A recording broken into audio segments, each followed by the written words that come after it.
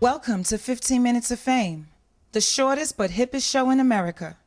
Today we're filming live from Lord Fat Records, and I'm sitting here with Lord Fat himself. Lord Fat, I heard so much about you and your awesome work and your contribution to the music industry. Why don't you tell our viewers a little bit about yourself and how you got into business?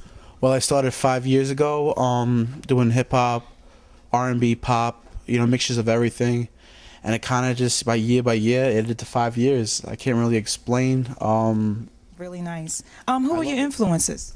Definitely Timbaland, Neptunes, Dark Child, yeah, Mad Rhythm, I like that a lot. Okay. Yeah. So would you say that R&B, hip-hop is something that you've always been interested in, that type of genre? Well, it was definitely more hip-hop. I liked hip-hop, and then my beats became R&B. A lot of rappers said, oh, this is R&B, and more emotional melodies with the drums. So it's more of a pop hip-hop in between.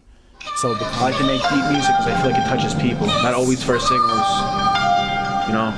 20 days of that's it. Third singles, people remember forever.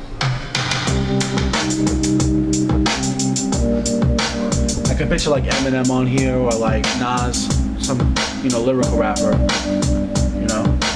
The name of the song's called This Moment. This moment anything can change. So that's why I titled it.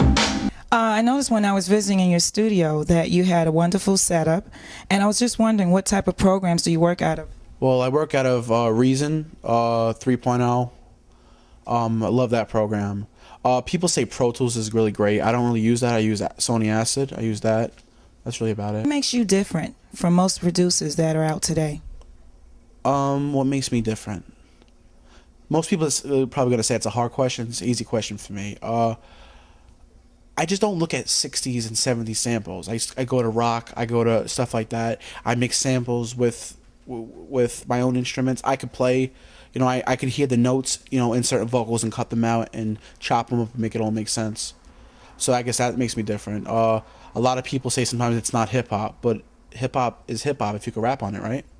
Absolutely. That makes me different. I'm very ahead of my time, so a lot of people are like, oh, what is this? What is this, Then all of a sudden Kanye got more digital, and now my music is better, chopped like hell. Watch this one. See,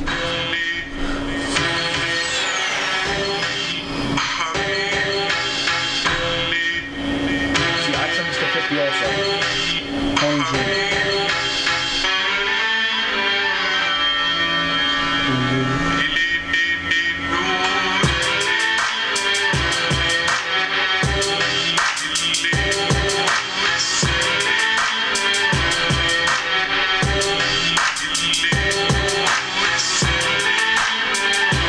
How do you feel about the state of hip-hop today?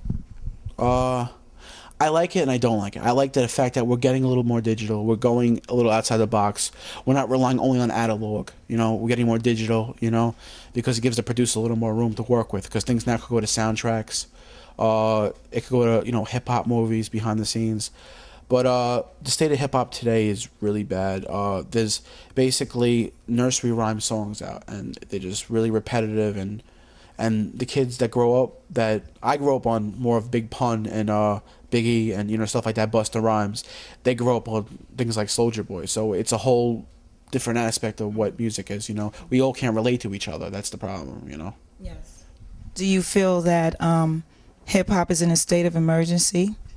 Yeah, I'm not gonna say hip-hop is dead, because after Nas said that, people abuse that line, but yeah, we're in a state of emergency. I think music, I'm not even going to say hip-hop, I think music is, we need fresh producers. They need to go find talent in any area, suburban, ghetto, and find, they're more hungry. Producers are more hungry. All right, Tim, you're great, but you have the same drum loops. You need to find people that are just hungry for it, that don't have that much money, that want it so bad, because these producers are better than mainstream producers.